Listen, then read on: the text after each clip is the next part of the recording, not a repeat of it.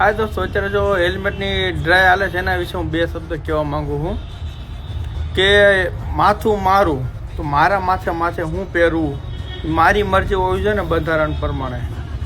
તો સરકાર કે હેલ્મેટ પહેરો તમારા સુરક્ષા માટે. તો હાલો માની લો કે મેં હેલ્મેટ પહેર્યું અને તમારા રોડ ખરાબ રસ્તાના કારણે મને કાંઈ થયું તો જવાબદારી તમે લેશો? જેમ વીમાવાળા આપણી પાસેથી 500 રૂપિયા જે વીમાનો પોલિસી હોય પણ મને લે અને આપણે મરી જાવી તો વાહે આપણા કોઈ ફેમિલીને 20 થી 25 લાખ કે 30 લાખ જે હોય આપે.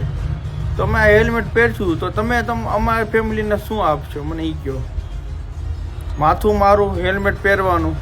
આ ગરમીમાં બહાર નીકળે કોઈ નેતા બાઇક ઉપર, એને કોઈ એક વખત તમે નીકળીને જોવો હેલ્મેટ પહેર્યા જેવો છે ત્યારે તડકામાં. તમારે તો 4 વ્હીલમાં રખડવું અને કાયદો લાવી દેવો હેલ્મેટ પહેરવાનું. કેમ અચાનક જ નિયમો નીકળે ચૂંટણી પછી? ચૂંટણી પહેલાં તો આ જીપમાં જે હરસિંગમાં રાજકોટમાં નીકળ્યો હતો ત્યારે ભાઈ એક જીપમાં 25 30 માણસ ઊભા ચડી ગયા હતા. ત્યારે કાયદો કાંઈ ન લાગ્યો. કેમ આમ આદમી માટે જ કાયદો નીકળે છે? ત્યારે કાંઈ જોવાનું નહીં. જ્યારે આ ચૂંટણી માટે તમારે 50 હમણાં ક્યાંક નેતાનું નીકળે ને રેલી બેલી તો કોઈ હેલ્મેટનો નિયમ ન લાગી જાય તો બધું ગાયબ. અને પછી અચાનક જ હેલ્મેટ નીકળી જાય. કાં કટકી કરવા નીકળી જવાનું એટલે તમારો મન ફાવે ત્યારે નિયમ નીકળે, મન ફાવે ત્યારે નિયમ જાય.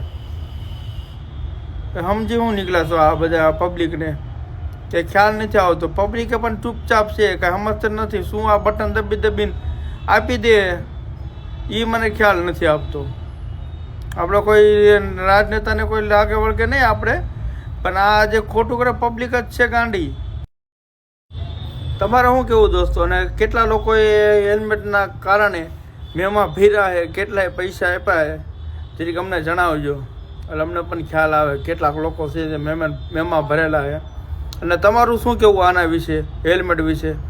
જરીક અમને પણ કોમેન્ટ કરીને જણાવજો એટલે અમને પણ ખ્યાલ આવે આગળ કોઈ પણ વિડીયો બનાવવા માટે. Thank you. જય હિન્દ, જય ભારત.